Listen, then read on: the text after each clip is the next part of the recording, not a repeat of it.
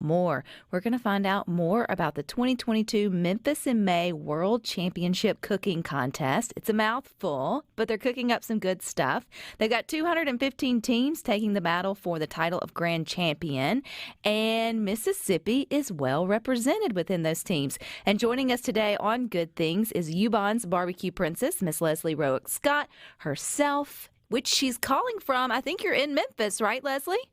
I am in Memphis on Central Avenue. We are circling the Tiger Lane Stadium trying to figure out how to get in to where my smoker is. So we are on the site. We are ready to go. I just can't imagine what this week is like, not only for the participants. I have been a spectator there at Memphis in May back in my wilder days, Leslie, but I've never been there as a food competitor. So I read where this is your 31st go at That's right. this cooking contest. I mean, take us back 3 decades ago. When was your first experience?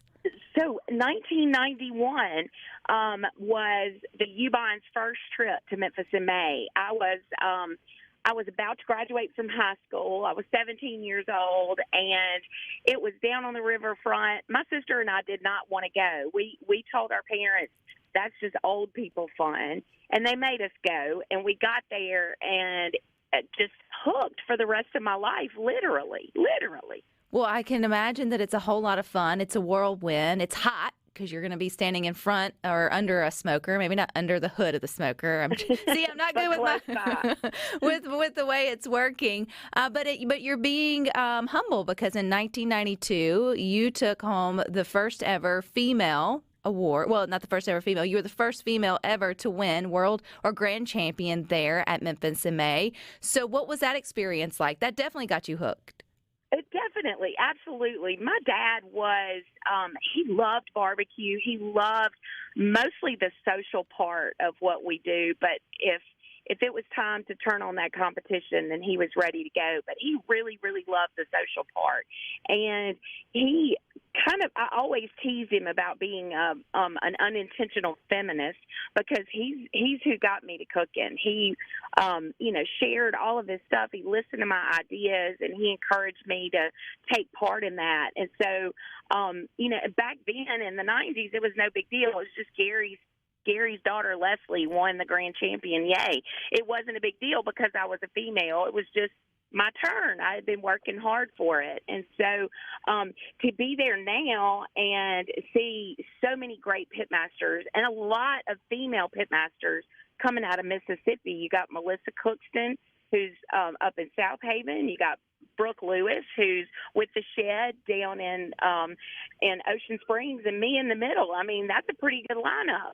It is definitely a good lineup, and competition barbecuing is a team sport. I mean, it's you, Leslie, but it's also you've got a gang there with you from Ubon's, and I know that your son is one of those. I don't know if he's 18 or 19, but he's around about the same age you got into it, or you may have gotten him into barbecuing earlier than that. Jacob, when did he start with the competition barbecuing?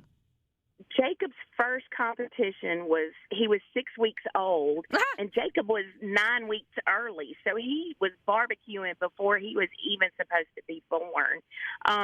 Jacob and Aaron Campbell and Claire Campbell are our next generation barbecue cooks. And so this weekend, I'm going to be sipping on my little iced tea while they're doing all of the hard work of prepping our hogs and getting everything ready to go on the smoker. So I might be warm, but it'll just because it's hot outside, not because I'm doing work. Come on now. You know there'll be Marys, right? There'll be Bloodies, right? Always. There will always be Bloody Marys. No, I don't think folks realize how much work goes into these competitions. I was looking over at your Facebook page, Leslie, and even down to the hog that you get to choose. You guys start thinking about that long before the competition ever starts, which you guys are in the whole hog division there in Memphis in May. Share with us where you got your pig from. Well, this is pretty exciting. Our friend at Holy City Hogs is bringing us 2 pigs from South Carolina. He's a pig farmer there, and I made the joke that the hogs only had one bad day. He told me that they ride on an elevator and get ready to go to hoggy heaven, and so they don't have any bad days. And so what I'm hoping, we're going to have these pigs coming all the way from South Carolina, and I'm hoping that this is going to be the key to getting us our grand champion this year. Now, the competition is a 4-day event. Are you guys literally cooking those 4 days, or is there like a preparation day? Is there like a mix and mingle day? Is there, and then the goods get going? Or tell us your timeline over the next 4 days. Kind of our timeline. So today is mostly just a setup day. We'll be, getting everything ready for tomorrow. Tomorrow is the funnest day of Memphis in May. If ever you're going to come for Barbecue Fest, Thursday's the day. That's when we do all of our sponsorship dinners. That's when we put stuff together. Like, for instance, tomorrow we're going to be cooking 4 prime ribs and 2 turkeys, and we've got like a host of sausage and cheeses and all kinds of stuff. So tomorrow will be the fun day. Friday's when the work starts. We'll be doing prep on 2 hogs, so that'll take about 4 hours. And then we'll put those hogs on and they'll cook for about 18 hours. So Friday and Saturday will be our big days. Saturday, show day, we'll have 4 judges come in and sit with us. And then hopefully we'll have 4 more come in and judge us for the finals. What's the most stressful part with the hog? Is it the temperature of the flame? Is it the turning of the hog? I don't even know if you can turn him. Or is it the seasoning or the sauces? Like, what are you sweating over besides just, the smoke and the fire there during that 18 hours? Besides the sun and the heat. Uh-huh.